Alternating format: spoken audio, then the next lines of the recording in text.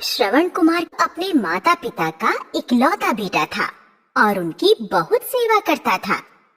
एक दिन उसने अपने माता पिता को भोजन कराया।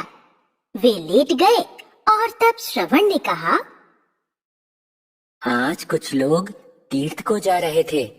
वे भजन गाने में इतने मग्न थे कि उन्हें अपनी सुध-बुध न थी। काश हमारी भी आंखें होती तो हम भी तीर्थ करने जाते। क्या कहते हो? अपने भाग्य को सराहो। हमारा बेटा ही हमारी आंखें हैं। तभी श्रवण कुमार ने ठान लिया कि वह उन्हें तीर्थ अवश्य कराएगा। यह सोचकर वह बढ़ई के पास गया। उसे देख बढ़ई बहुत खुश हो गया। कहो बेटा, कैसे आए? काका, एक कांवर बना दीजिए। बेटा, उसका क्या करोगे? माता पिता को तीर्थ यात्रा पर ले जाऊंगा। रास्ते बहुत कठिन होंगे, अकेले कैसे ले जाओगे? आप चिंता न करें, आपकी दुआएं चाहिए। बताइए, कांवर कब तक बना देंगे? श्रवण की जिद पर बढ़ई को झुकना ही पड़ा। ठीक है, कल शाम को ले जाना। श्रवण ने घर आकर जाने की तैयारी शुरू कर दी। शाम को जाकर वह कांवर ले आया। उसने अपनी पत्नी को जाने की बात बताई। कल मैं तड़के ही निकल जाऊंगा। उसने जब अपने माता पिता को जाने की बात बताई तब उन्होंने बहुत मना किया, परंतु श्रवण ने कहा, राह में आपको कोई तकलीफ नहीं होगी। अगले दिन जल्दी उठकर उसने माता पिता को कांवर पर बैठाया और चल पड़ा। सारा गांव उसे मन ही मन आशीर्वाद दे रहा था। कई महीने बीत गए। वह दिन भर सफर करता और रात को थकान मिटाता। एक दिन जंगल से गुजरते हुए उसे पक्षियों की आवाज सुनाई दी। जब वे तीनों रात को लेट गए तो सहसा पिता ने पानी मांगा। श्रवण ने बर्तन में देखा और कहा, पानी तो नहीं है, मैं अभी लेकर आता हूँ। पिता के बहुत मना करने पर भी वह चला गया। जैसे ही नदी दिखाई दी, वह नदी से पानी भरने लगा। इतने में एक तीर आकर उसके सीने में घुस गया और वह चीख पड़ा। राजा दशरथ शिकार खेल रहे थे और खाली घड़े में पानी भरने की आवाज सुनकर उन्होंने समझा कि कोई जानवर पानी पीने आया है।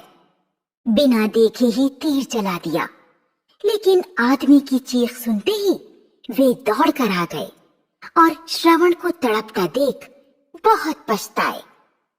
उन्होंने उसके सीने का तीर निकाला।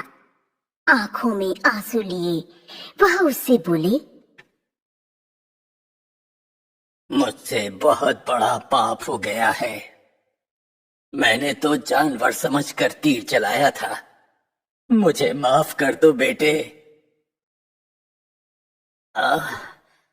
मेरे माता पिता जंगल में प्यासे बैठे हैं।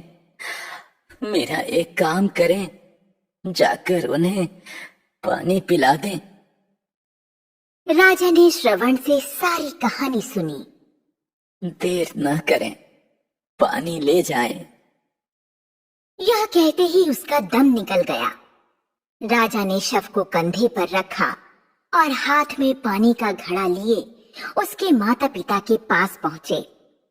आहट सुनकर वे बोले, बहुत देर कर दी बेटा।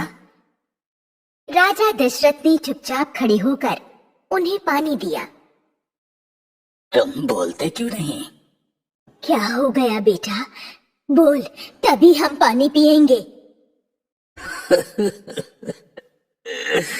माता जी, अनजाने में मेरे हाथों से आपके बेटे की मृत्यु हो गई।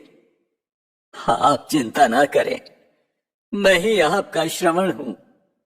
आपकी सेवा करूंगा। क्या? हे भगवान,